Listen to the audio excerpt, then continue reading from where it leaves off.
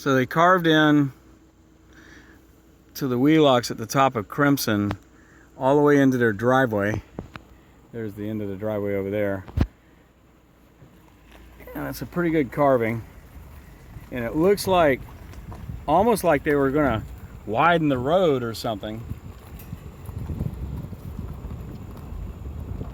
But then you get down here and there's a super duper deep spot where it looks like they might have been going to put in a culvert, but of course they haven't yet. I'm not aware of any plans of them putting in a culvert, but I mean, you can just drive right off and ruin your car or truck in that.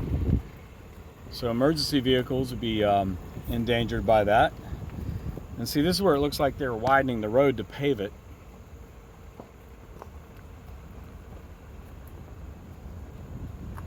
Which wouldn't be terrible if they come back and put down some gravel and mash all the gravel into the ground where they did this. But as it is, all of this dirt, if it rains before they do anything to it, it's just gonna wash right downhill into the road, fill up every single riprap detention dam, and probably cave in parts of the road eventually.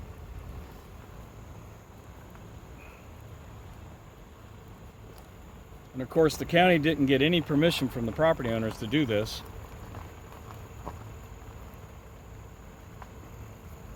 And so if I want to access any of my property on the left side, which pretty much starts up at the top near the wheelocks, now I got to spend a couple grand sticking a culvert in wherever I want to come into the property for each entry point.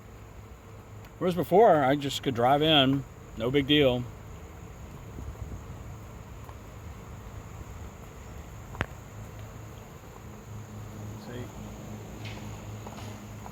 So like right here is where there needs to be a culvert going underneath the road.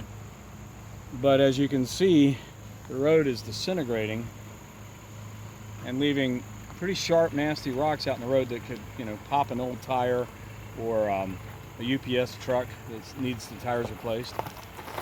And then right there, let me back up and show you the way it flows.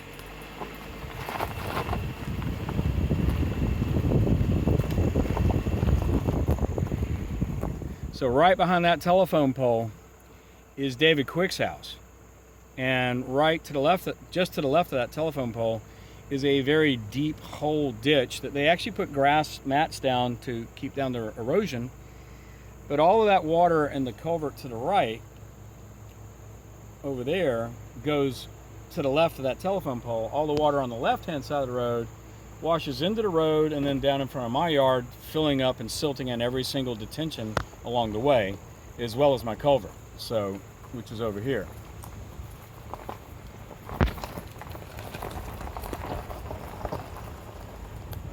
I've been digging it out, but you know, if I don't keep it dug out, it gets filled.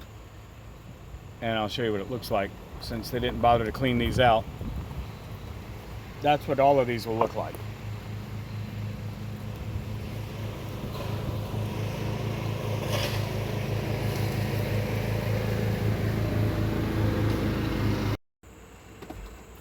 The next fun bit is down here on Laurel Ridge, below 401. They've cut in a new ditch. This guy had to spend $2,000 putting in a new culvert and all to compensate for it. This is the damage left by the construction haul-off container that was there for several months. All of this is all now eroded because of that. And never mind the equipment. And it just goes on down where the road is disintegrating. And of course, all of the runoff goes straight into the pond. It doesn't look terrible, but it's definitely going into the pond. And then over here, they've deposited 3 or 4, maybe just 3 dump truck loads of soil, which should have been hauled off, and they just left it there at the request of one of our neighbors, and she was basically using it as her own personal free fill dirt. But you know, now we have a place that's got no grass growing and everything else. It looks terrible. And this is another new ditch they put in last year, 2 years ago. And it just looks awful.